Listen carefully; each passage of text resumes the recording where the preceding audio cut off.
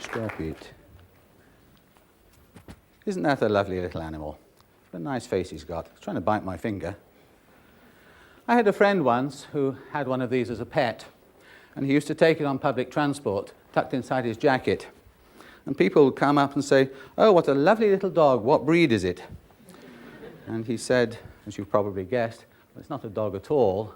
It's a flying fox, or fruit bat. I've always been fascinated by bats because there are so many marvelous things about them. This one, for instance, has huge eyes for the size of his face, which is partly why he looks so appealing. And that's because he has superb night vision.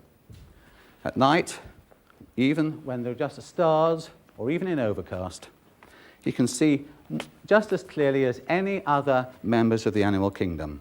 They have adaptations for low light vision that are not shared even by owls and cats. Let's take the towel off now and have a look at his wings. The wing is just like our hand. You see, he's got an upper arm and an elbow, forearm, and then a hand with very, very long fingers that are webbed to form a wing, which then goes across to his foot, and he can beat that and fly, and in this giant form, a wingspan of about 4 feet. I said he was a fruit bat. Would you like to see if he'd like a piece of banana? One of you like to give him a piece of banana if I hold him for a moment? Come out here so that everybody can see. Just try him on one piece. Yes, there we are. Thank you very much. Of course, they're messy eaters. I've got to be careful he doesn't spit it all over me. I think they're very handsome animals, and yet at the London Zoo, where there's quite a large colony of these, people don't seem to like them much. One of the problems may be that they hang upside down. Of course, the bats think we're upside down, but would you like him better, for instance, if we turn him the other way up for a moment?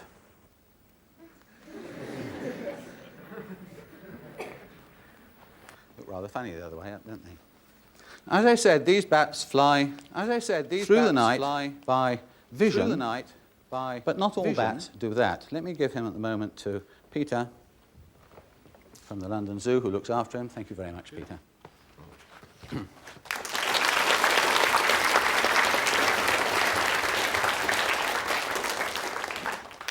The majority of bats have rather poor vision, but there is no bat that is blind. These little bats are also fruit bats, but they're from the New World tropics. They're quite old friends, really, because I first met that species many years ago in caves in Trinidad and Panama. Like the majority of bats, they fly at night by making sounds and listening for echoes. It's called echolocation. We can't hear the sounds, but we can use the ultrasound detector, which was originally developed for listening to bats, and so is often called a bat detector. If I slide the lid a little way, I think we're going to need...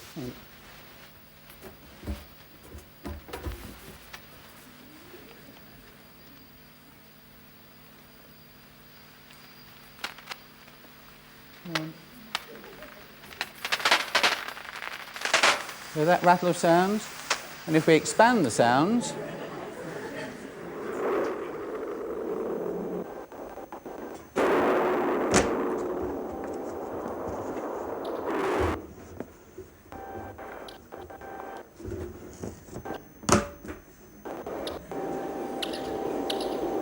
here, chirp, chirp.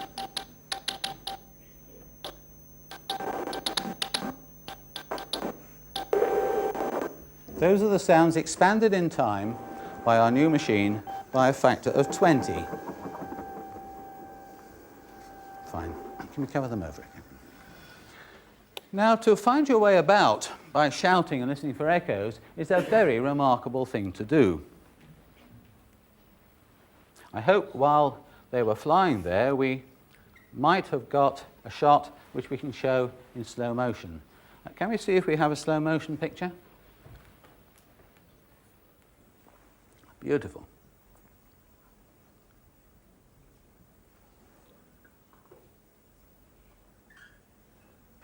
And he lands up at the end. If we think about echoes, though, we're only familiar with echoes from very large objects, such as a side of a house or a cliff, and generally rather far away. Yet those bats were finding those thin wire perches, somersaulting and hanging on them, as you just saw in the slow motion, by listening to echoes. So how does it work? Well, it's not entirely by accident that they are using ultrasound. Let me produce a beam of ultrasound here for experimental purposes and pick it up on the microphone here with another detector. There we are. On the oscilloscope, we see there on the upper beam the sound being produced by the loudspeaker. And the lower beam, in a moment, will show the sound as received over here. I'll just adjust the level. It's much too loud. There's the sound being received. Microphone. The time delay is the time it takes for the sound to fly across from here to here. Now, if I hold a card like this in front of my mouth, it doesn't stop you hearing me, because the long wavelengths of my voice wash around the edges and join up on the other side. But if I interrupt the beam like this, it goes completely. I can even put my fingers through that beam. You see, it comes and goes as my fingers chop the beam. What happens to that energy? Well, it's being reflected back. So let's move this round here now. Put the loudspeaker alongside the microphone by clipping it in there.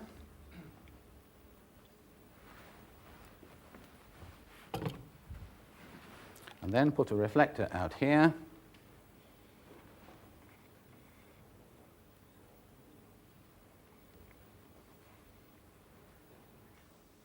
And there is the echo.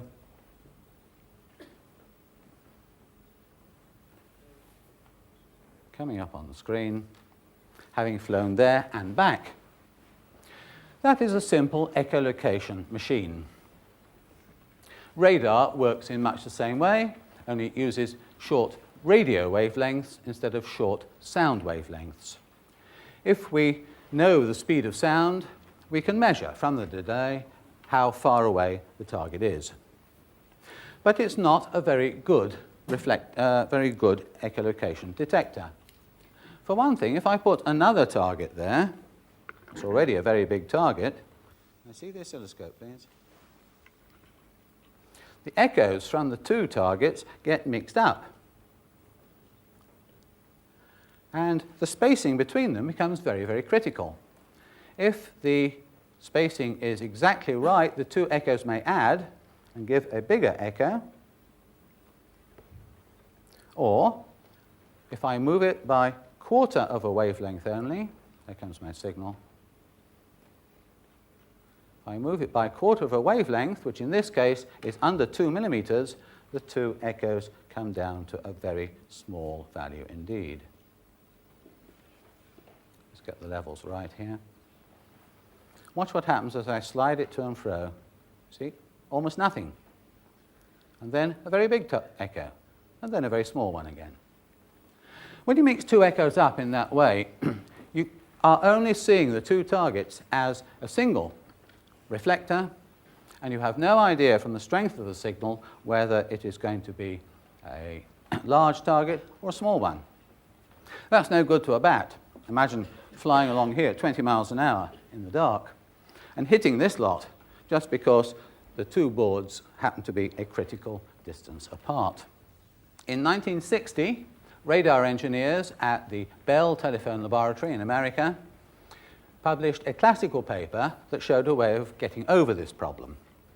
They showed that if you take this signal and frequency modulate it, so that you sweep a wide range of frequencies as the pulse is constructed, then echoes from two slightly different targets will come back with a time delay, always be at different frequencies, and can be separated. Furthermore, every bit of the echo can now be used for measuring the distance, instead of just the front or the back of the echo as we used there. So let's try that. If I switch this now to frequency modulated signal, and I'll use a special type of receiver. It's not the only way of doing it, but one in which the output produces a tone that is proportional to the distance. We leave your ears then to do the final analysis and decide how far away it is.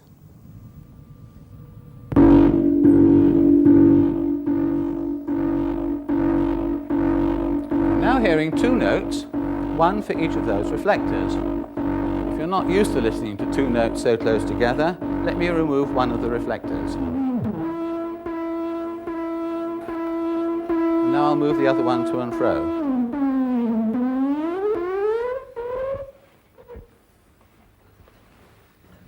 I can use my hand now.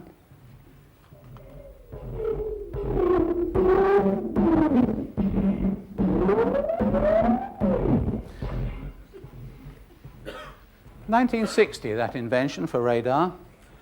10 years before that, we knew bats were producing signals of exactly that kind. The majority of bats use FM sonar. But nobody had realized why. These days, we know that many bats are using some very elegant refinements of that system so that they are using the best possible signals for their purposes. I find it quite remarkable that after millions of years of evolution, bats have ended up doing exactly the same as has been invented by the best intellect supplied to the subject by man for his own purposes. Of course, having got a good signal now, let's try and improve the receiver. The two properties we would like of the receiver are that it shall be very sensitive for weak echoes and that it shall be directional. It's no good knowing there's a target 1 meter away unless you know which way to go. We can achieve both ends by exploiting the properties of a parabolic reflector.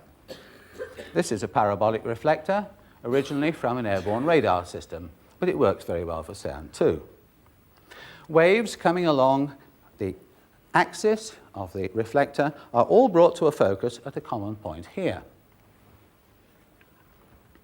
If it's large, it will collect more energy and be more sensitive.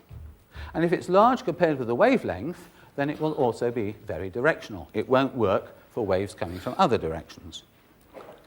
But it wouldn't work for a bat because there's no way a bat could get its eardrum out there in front of a dish. However, we don't need to use the whole dish. We can use a part of the dish. If we take a section of a dish, as shown by the pink patch here, then waves collected by the patch will still come to a focus there. That's called an offset reflector. And I've made some offset reflectors here. Here is one with a focal length of 2 centimeters. So the focus is about where my fingertip is, and it's ideal for fixing to the microphone. If I turn the microphone up nearly 90 degrees, I can then clip the reflector on. Let's give it a quick try. It's working very nicely. And clearly it would work better in stereo.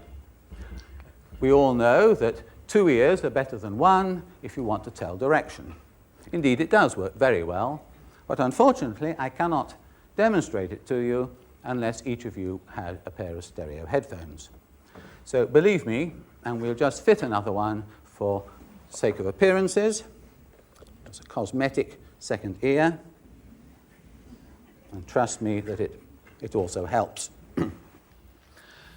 Now let's try and improve the transmitter. The loudspeaker is now broadcasting sound over a wide angle, but the microphone's only listening in one direction. So we want to make the transmitter more directional too, for efficiency. We could use parabolic reflectors, but it wouldn't do for a bat, because a bat's voice, his ultrasounds, are produced in the larynx, down in his throat, and parabolic reflectors wouldn't work at all in that arrangement. There are other ways, equally valid ways, though, of doing the same thing. And one is the use of a horn. I have some horns here. That is a parabolic horn. It's the same shape as the dish, only it's the part in front of the focus. We've sawn off the dish. This is a very small, ½ centimetre focal length one. We've sawn off the dish and thrown it away. We could stick that on the loudspeaker. Or we could use a different sort of horn, like the kind that is fitted to many musical instruments, an exponential horn. They flare in opposite ways. They have different properties, but they would both do the same trick that we're after. A compromise, and easier to make, is a conical horn. Indeed, before the days of portable electronics, anybody who wanted to shout over a long distance used a megaphone, which is simply, the old-fashioned megaphone was simply a conical shape of this sort, whose effect is to make your mouth behave as if it was that size and be very much more directional. It doesn't work very well in a room with the superb acoustics that this one has. It works very much better in the open air. But let me give it a try and see what you think. 1, 2, 3, testing. 1, 2, 3, testing. 1, 2, 3, testing. 1, 2, 3, testing. 1, 2, 3, testing. 1, 2, 3, testing. I hope you've got some idea as the beam swung past you. It works very much better for ultrasound, again, because of the short wavelengths in relation to size. So I'll fit this cone on my loudspeaker, and we now have the complete echolocation machine. I'm going to put a little target out there. You may have seen that shape of target called a cluster of corner reflectors on buoys and yachts at sea, which make sure that they can be seen on the radar of passing ships. A beam going into any corner comes back the same way. So I'll use that as a target and now line the whole thing up.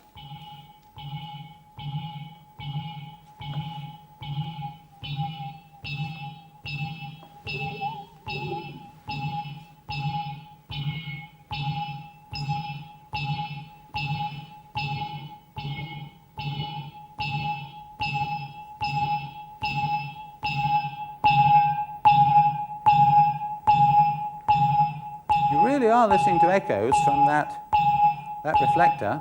I'll take it off. The stick has been arranged so that you get very little echo off it. The thump is clatter from things that are further away.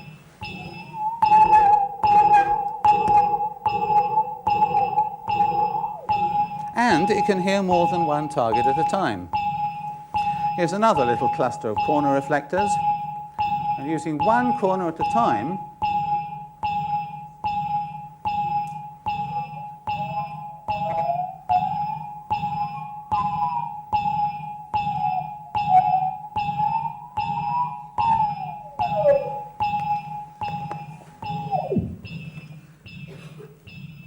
let's just see how good it can be. I would like an assistant, please. Would you like to help me with this? Using this as a fishing rod, let's pull it out to its full length. I would like you to dangle that in the beam. I'll adjust the beam into this corner, and you stand well clear, but see if you can find the beam by going to and fro, you see, and then gradually take it further and further away, and let's see how far we can go. Start at about this position. Just a moment while I get to the driving seat.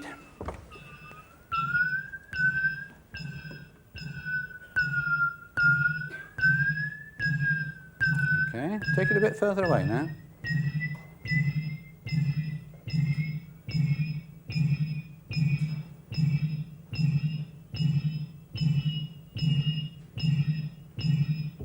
If you'd like to go round up the stairs and dangle it over the rail, we might even get further.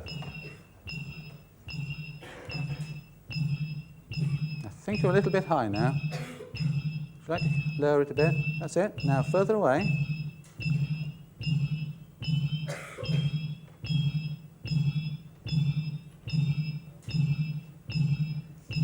Down a bit, please. It's just a bit high. I can still hear it. Are you convinced?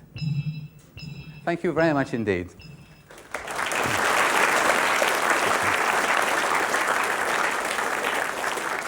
I didn't ask you your name. Miles Scholar. Miles. Thank you very much, Miles.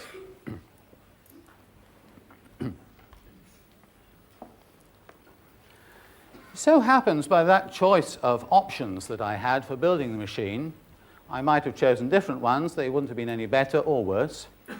But by that particular choice, I've ended up with something that looks rather like a bat. Let me show you a slide now of a bat that looks very much like this machine, this bionic bat. Could I have the next slide, please? That is a bat with rounded ears. It emits FM signals, as this does, and it emits them through the mouth, which is held like a cone to concentrate the beam. Now let's see an FM bat actually catching an insect.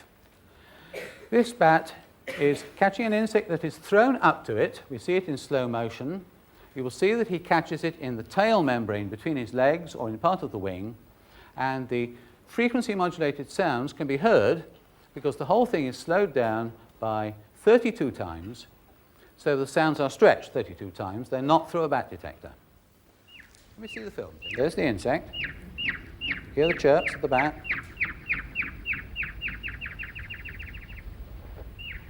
See how rapid the pulses become, up to 200 per second as he closes in.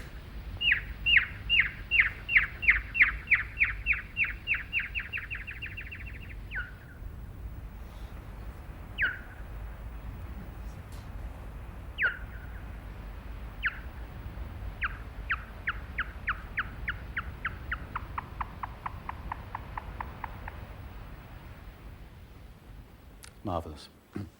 I was rather lucky operating this machine, however, because there is very little interference in this room. There are many unsolved problems about bat echolocation. We don't know it all yet by a long way. And one of the biggest and most puzzling problems is how they are able to fly in the presence of other bats that are doing the same thing. A few years ago, I was able to visit Carlsbad Caverns in New Mexico, where for 20 minutes in the evening, nearly 1 million bats fly out in an enormous flock. And listening on the bat detector, you can't hear the clicks, you just hear an absolute barrage of sound. Did you see the film? At the entrance to the cave, looking out, you hear just a continuous racket on the bat detector. They have to circle to gain height, to get out of the cave. Of course, they all have to go around the same way, otherwise there'll be chaos, and then off across the country to go about their evening business. This principle can also be used to help man. When I first built my very first bionic bat many years ago, I met an engineer called Leslie Kay, who was then working in Birmingham University, and he had built a very similar machine with the aim of helping the blind to find their way around in the streets and not bump into obstacles and hurt themselves. We've been able to borrow one of his aids, and here it is. It's in the form of a pair of spectacles, which are purely cosmetic. On the bridge of the spectacles are 3 transducers, a little loudspeaker, and 2 microphones, just like that, only miniaturized, and emitting frequency-modulated signals, just like the bionic bat. The electronics for that goes in a very small box that you can tuck into your pocket. But we've put it in a satchel because to demonstrate it to you, we are going to play the sounds on a couple of radio mics onto the loudspeakers, and they occupy the rest of the satchel. Would you like to help me with this one? What is your name, please? Thomas. Thomas. Well, Thomas, what I'm going to do is to ask you if you would wear a blindfold so that you can't see, and then we'll put the spectacles on, and then I will tell you what I'm doing, and you will hear the noises, and then so will everybody else, and then we'll play a little game, right? Would you like to put that on? It'd be better if you put it on yourself, I think. There we go. Is that all right? Yeah. Now then, can you put the satchel over your left shoulder, like that? And I'll just put the glasses on you.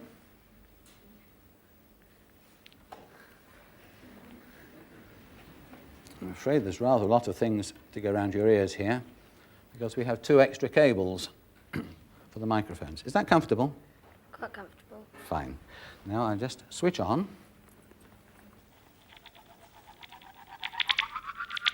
Right, can you hear chirping noises? Yeah. Right, now just come over here, please.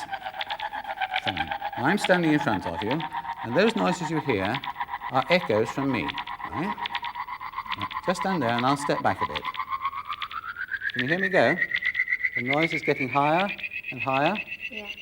And now I come towards you. No. Right, now I'm going to step to one side, to your right. Now, would you like to turn your head to your right? Now you can hear me again, yes? Now I'll go back. Now turn your head back. You got me straight away. Now let's play a little game. I'm stand you here. That's right. And I'm going to move without telling you where I'm going. You turn your head from side to side and try and point to where I am. Point at me. You're facing me exactly. It's a point. Right.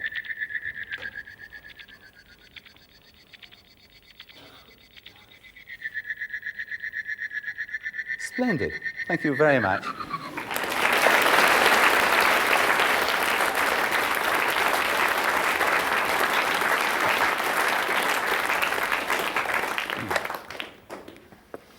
We were hoping to get a blind child who was used to wearing one of these things and knew how to operate it.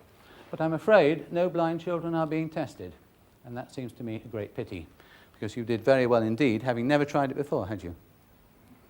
Fine. One of the advantages of running in stereo that is not obvious to us is available to bats simply because their ears are large compared with the wavelength, and ours aren't. If instead of cutting the pink patch here, we were to cut a patch like the yellow one, cutting the pink patch here, which is asymmetrical, right? It is many wavelengths across in this dimension, and so the beam is going to be very narrow. It's going to be highly directional. But at right angles, it is not many wavelengths, so the beam will be broad. The shape of the beam will then be a fan beam. That shape of parabolic reflector is probably familiar to you. If you look at radars on airports, any airfield that has to scan the skies looking for aeroplanes has a fan-shaped beam which it then scans round and round. If you have 2 such reflectors, they can be arranged at right angles, so that they're both looking in different directions, but they have a common axis which can be very sharp indeed. We're going to model this for you by an optical model. If we had one reflector with that pattern of sensitivity and another at right angles with that pattern, they have a very narrow common axis. Up there somewhere is a moth flying. Yes, here it comes. I'm going to be a bat. So I'll fly up to gain altitude.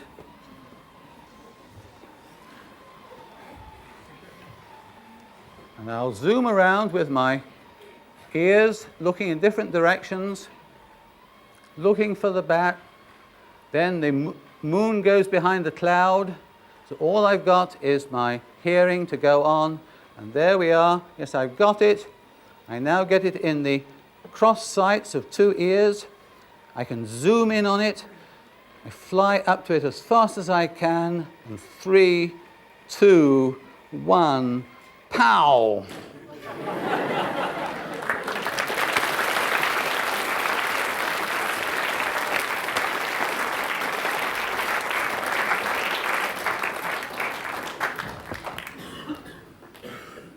It actually does work with ultrasound. I built another bionic bat. These ears are taken from the same mold as those ones, but instead of cutting them in a round shape, I cut them to be long and thin. Again, I can't demonstrate it to you easily without stereophones. To make a full bionic bat, all we have to do is to fit a loudspeaker on there, perhaps a parabolic horn, and if it helps your imagination, give it a little toupee. And we have the facial appearance of a very large number of bats, such as the one. You see two long, thin ears arranged at right angles, a mouth as a horn, and again, frequency modulated signals. But not all radars work in quite the same way. Some of them don't measure the distance of the target, they measure the rate at which the target is approaching. In mathematical terms, that's the first derivative of range, or the radial velocity. And some bats also operate in that mode. It works by the Doppler shift. You don't look for how long the echo takes to return, but you look at its frequency when it does. It works like this. If the target is coming towards the radar or the bat, then it squeezes up the waves as it reflects them so that they arrive back as an echo at a higher frequency. And if it's going away, then you get a lowering of the frequency as the waves are stretched out, as the target gets further and further away as each wave hits it. And the ideal signal to transmit to measure Doppler shift or velocity is a constant frequency signal. So I will simply switch off the frequency modulation on my first bionic bat, go to a constant frequency signal,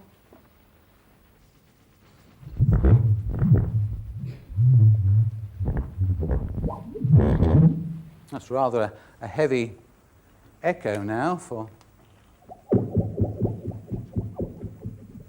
Let's turn it up a bit and just see what happens if we go a bit further away. 30 years ago, we thought it was remarkable when experiments showed that bats could detect 1 or 2 millimeter wires at a distance of a couple of meters. It's not difficult if you play by the right physical rules. Well,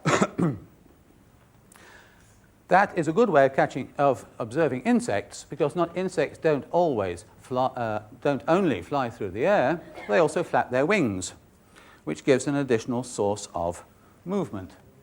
This will not detect a stationary target because there's no movement, but it will detect something that moves, as in this little target, which is a fan. I can vary the speed of the fan and so on, you see, like that.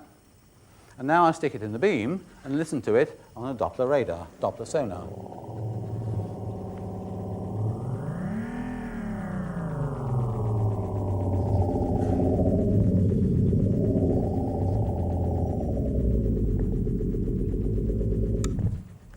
So we simulate a flying insect with a mechanical reflector.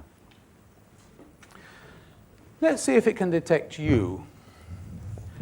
Would you, front row, like to wave to and fro towards me, like this? Not sideways, but that's right.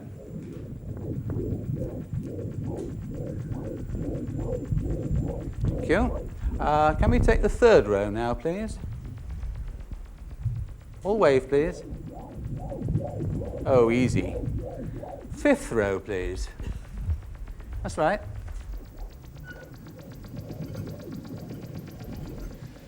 So anyway, we can detect arm waving almost to the very back of the theatre. Shall we just try the back row of all? You have to wave very vigorously, please. Big movements like this.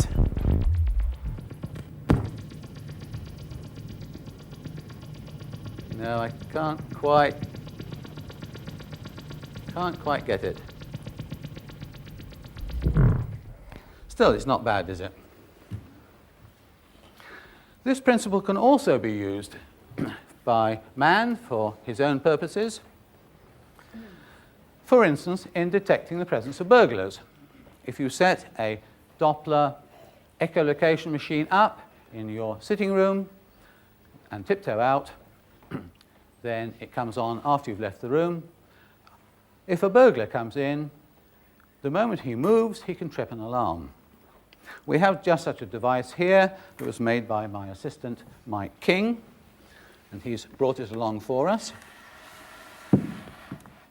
It has a transmitter and a receiver down here, and it looks for movement. I'm going to play a game now. Would you like to come out and stand here? And when I've given it time to switch on and warm up, then you come forward and see if you can get the apple before it sets off the alarm, all right? Now stay there for the moment, because we have to give it 10 seconds to warm up, which would normally be while you left the room, you see.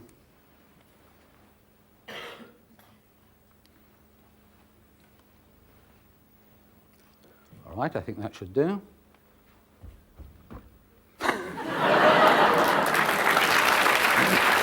Very good, you keep the apple. Clearly I didn't give it long enough to warm up. Would you like to have a go? Let's let it warm up a little bit longer this time.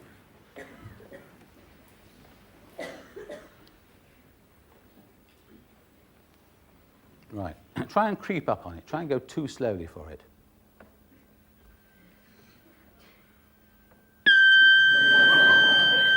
Just, I think you get the apple.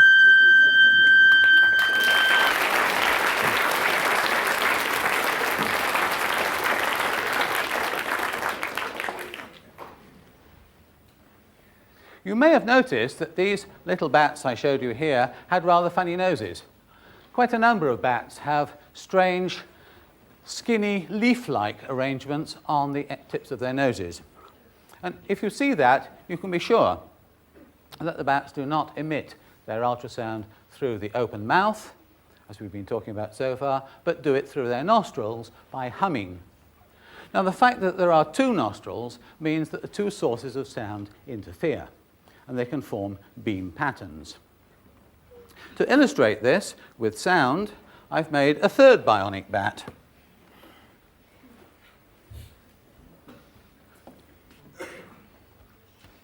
Here is a loudspeaker, and in front of it is a plate with two holes in it representing the two nostrils. Now, to operate it, I have to do a quick adjustment. It cannot easily be preset. It's quite an interesting operation. I'll put a microphone out in front, like that. Plug it into my ultrasound detector.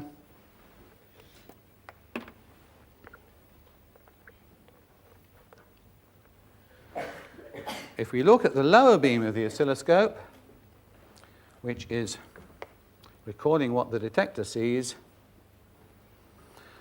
I now have to tune that cavity behind the nostrils so that we get the maximum amount of sound coming out through the nose.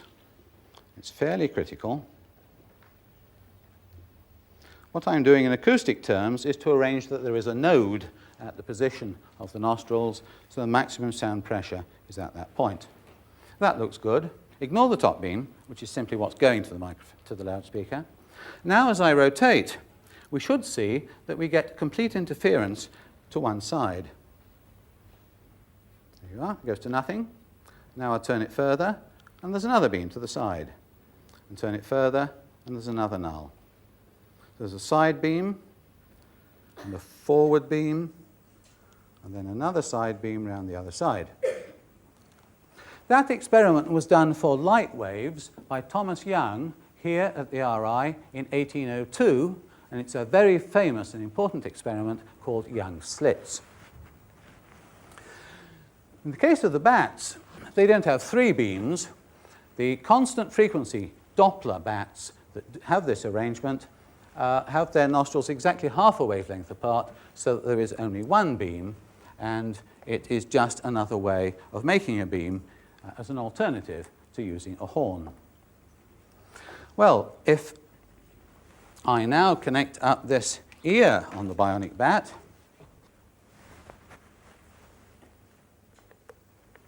we should be able to operate it as a Doppler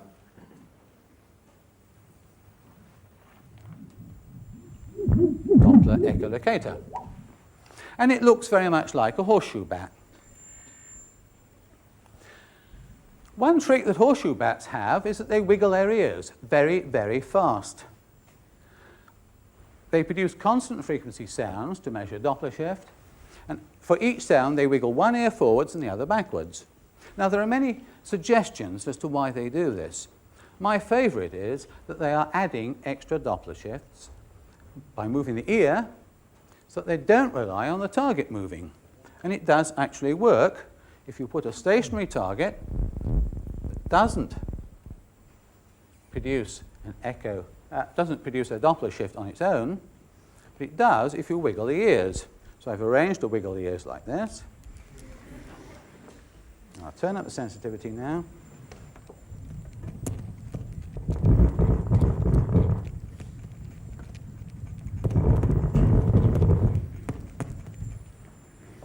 You can actually detect a stationary target with Doppler mechanism if you wiggle your ears.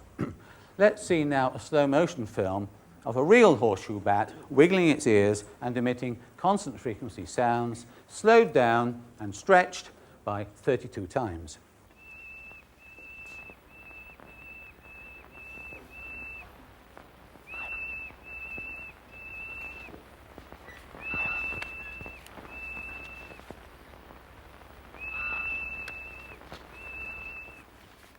Well, here I've only modelled 3 different general types of bats, but there are over 800 species in 18 different families.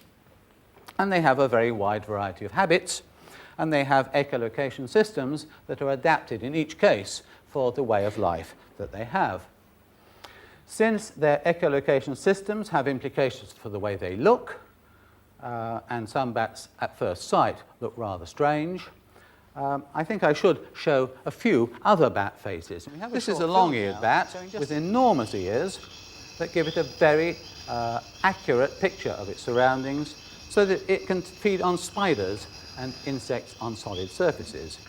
There's another horseshoe bat and a different sort of long-eared bat from Nevada, from the deserts. That's the close-up of the bat from Carlsbad Caverns that flies very fast and very high in the air. And there's a very strange bat from Trinidad with a chin leaf instead of a nose leaf. And another chin leaf there. This is a close-up of the Carolia bats that we saw alive at the beginning, and a close relative that is carnivorous as well as eating fruit or insects. And finally a vampire, so named because it lives only on the blood of other animals. But it's a very small bat, it's only about that long. Another constraint on the variety of, that influences the variety of bat echolocation systems is the fact that many of their insect prey listen in and hear them coming. Night-flying insects have hearing organs that can detect the presence of bat sounds in time to let them get away. Here we have a slow-motion film of lacewings that have falling away, in the middle, diving towards the ground as a bat comes close. Falling away, diving towards.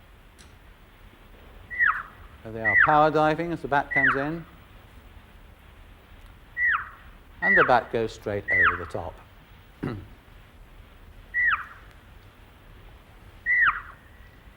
Another shot, a lacewing flying along, minding its own business. Here's the bat coming.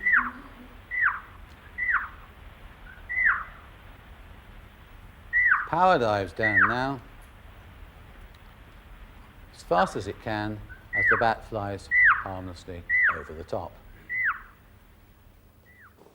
Doppler echolocation is something that I've put to use in recent years for observing bats.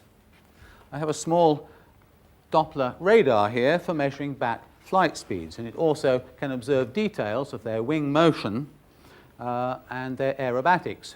And we've learned quite a lot about the details of bird flight by pointing at birds. My first one proved that it was a useful technique, and then I got some very welcome help from Marconi's, who had made me this superb little Doppler radar. This is a true microwave radar. We could try to demonstrate this on the bats if we can get one of them to fly. Here he is. We switch on first. Oh, I forgot the first.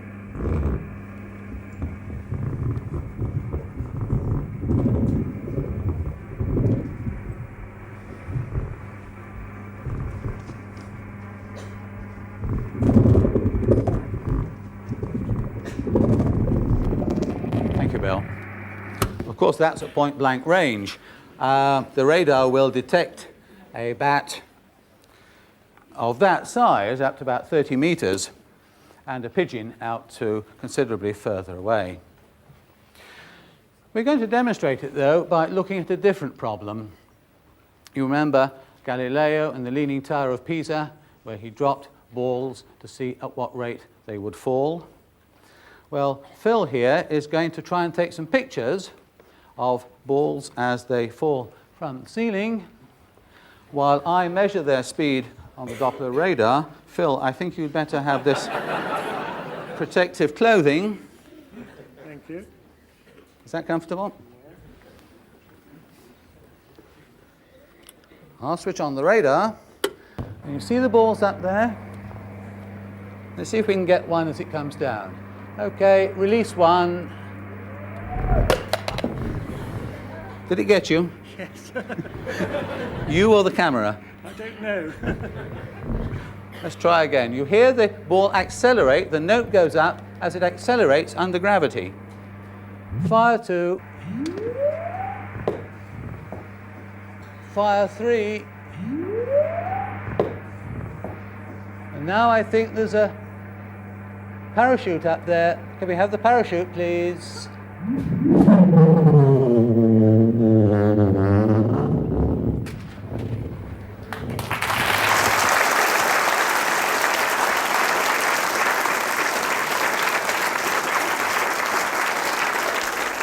10 years before that machine was made, Sir Eric Eastwood was interested in a problem that had puzzled radar engineers for a long time, since the Second World War.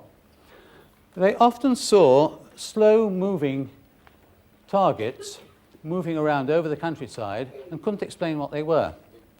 Using the powerful Marconi radar in Essex, Sir Eric Eastwood discovered that most of these angels, as they were called, for want of a better term, were in fact birds. I'm going to show you a film that he made. There's a watch in the top corner of the film. Those are planes moving over Heathrow. And you see in the middle, they keep disappearing as they land and occasionally take off. And I'll just tell you what we're going to see. It gives some impression of the job of air traffic controllers. Now there's southern England, France and Holland. You see some planes whizzing around, but the slow-moving targets are birds migrating across the Channel and going up into East Anglia. There's some clouds going up from the Isle of Wight towards the Midlands.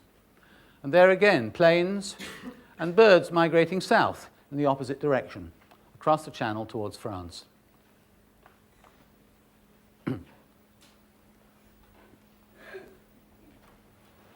Now there are ring angels. You see up to the northwest, see the ring angels going out, and the line to the northeast is the rising sun. Wave after wave of starlings going out. There are several roosts there, but the best one is to the northwest. And finally, a radar microscope close-up view of starlings radiating out from their roost at dawn. Most of them have gone now. The ripples get weaker and weaker, and the show is over.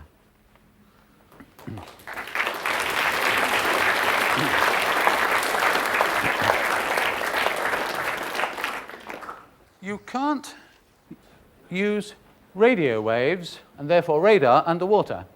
But water conducts sound very well indeed. Recently, we visited the Dolphinarium at Whipsnade, And among the sounds we recorded were very sharp clicks made by the dolphins, which they use for echolocation, just like the bats. They emit the waves through the dome-shaped forehead, and as soon as I put the hydrophone in the pool, one of the dolphins came up and looked at it, clicking away, looking with his forehead. Can we see the film? This is the same apparatus that we used earlier this afternoon for the bats, but with a hydrophone on it. And now an underwater shot.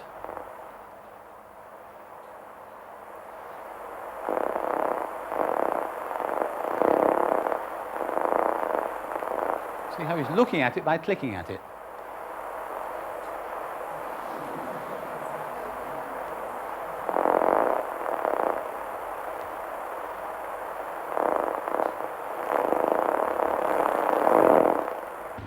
We also use the time expander, the sound stretcher, and this is the same shot with an alternative soundtrack.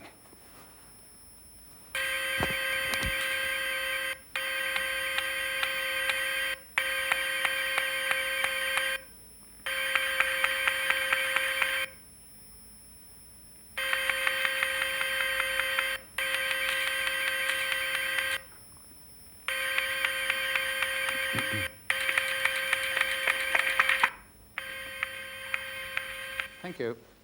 Although those sounds were stretched 20 times in short sections and then stretched out, they're still very short clicks, and the rate at which they're produced is really enormous, up to 400 per second. Man-made radar systems these days can actually watch single fish being caught in a trawl underneath the trawler. But one of the most remarkable examples, I think, is the use of side-looking radar for mapping the ocean bed. A fan beam of sound is sent out from a ship sideways. There we see the fan edge on, reflecting off the bottom of the sea. As the ship turns away, you see the shape of the fan out to one side, hence side-looking sonar. Echoes from the nearer parts come back first, from the further parts later, so you can plot the profile along the bottom of the beam, and then as the ship steams along, that fan traces a swathe over the bottom of the ocean, and you build up a complete map. They're approaching an underwater hill. This is a remarkable picture of an underwater volcano in the Pacific off the coast of Peru. It is higher than Ben Nevis, but we're looking at it from the surface of the ocean 2.5 miles above. And to be able to see the bottom of the ocean in that detail, I think is really remarkable. Exactly the same principle can be used with radar, or can be used from planes, or from the shuttle. A couple of years ago, a shuttle flew a side-looking radar over California. And here we see the pictures of the California terrain as it flew in its orbit, ending up with a picture of the extinct volcano, Mount Shasta. There it is. Now, on a later That's the same volcano from a different view. Two views can be put together to make a stereo image from which a computer can work out what the view would be from any angle. Indeed, a whole series of angles, if you like, as we see in this film, which is reconstructed by computer from those two single radar images you saw a moment ago. And it's simulating a flight around Mount Shasta. Of course, the color is added afterwards. The radar can distinguish between ice and rock, and they are then color-coded. And now, having flown a couple of times around the mountain in this simulation, we now fly in towards it. Here we go. Fly right in over the peak. Here we go. Over there. Fly right in down the other side, zooming in on the ground until we see the actual elements that the radar can see in complete magnification. But to me, one of the most remarkable applications of radar of all is its use for mapping the surface of other planets. Venus is very frustrating because it's the nearest planet and it's a very, very bright object, but you can't see it at all because it's covered in complete overcast of cloud the whole time. All you can see ever is clouds. What it looks like. But radar can see through the clouds. It wasn't until radar was used that we knew for sure what size the planet was underneath, or which way it rotated. The first attempt was from an orbiting spacecraft around Venus, a picture of our Earth from one orbiting spacecraft, and a very similar technique applied to Venus. By contrast, Venus is very much flatter, but with a few very large mountains. Well, the best pictures of Venus to date have been obtained with radar right from here on Earth. There are 3 teams in America, in California, in New England, and a Cornell team that operates on the enormous 1,000-foot parabolic radio telescope in Arecibo, down in Puerto Rico. But I should tell you a little about how it's done. Here's a model of Venus with its clouds. In order to map it, you would think you'd point the radar at different bits, wouldn't you, and build up a picture. But it never comes less than 25 million miles away from us. And the sharpest beam we can make, even with that enormous dish, is more than twice the size of the whole planet. So the complex echo has to be very carefully analysed by computer. The first bit of echo is off the bit that faces you. If the radar is over by those steps, the first part of echo comes back from there, and then subsequently an echo comes back from a ring around there, and subsequent sections further and further back, but also getting weaker because energy here will tend to bounce off and not echo that way very much. 10 years ago, they produced this picture, which I thought was pretty remarkable, looking through the clouds at the surface of a planet that had never been seen. But just a couple of weeks ago, we received the latest pictures from Arecibo. They sent us 4 these lectures, and they are really remarkable. It is just as if you were in a low-flying spacecraft looking down through a perfectly clear atmosphere, and yet they are obtained by looking by radar from the surface of Earth at a minimum distance of 25 million miles. We'll see the tremendous amount of detail that is available in that image. There's some volcanoes and mountain ridges and a big impact crater there, and it really is terrific. But better is probably still to come. In just over 2 years' time, NASA is going to fly an orbiting spacecraft around Venus, and in a period of several months it will use a side-scan radar, side-looking radar, to plot the surface of Venus to a resolution of detail of about 25 meters. That's about the size of this auditorium. These pictures are to about 1 kilometer. If it gets a second look at any bits of Venus, then computers should be able to put together a view as if we were flying through clear atmosphere over Venus, as we saw a moment ago for Mount Shasta. If our computers can do that sort of processing, I'm intrigued to know what sort of processing goes on in the minds of bats. We've gone today from bats through bionic bats to radar. Radar has come a long way in its first 50 years. In the next lecture, we'll be looking at some equally remarkable developments of telecommunications. Thank you very much.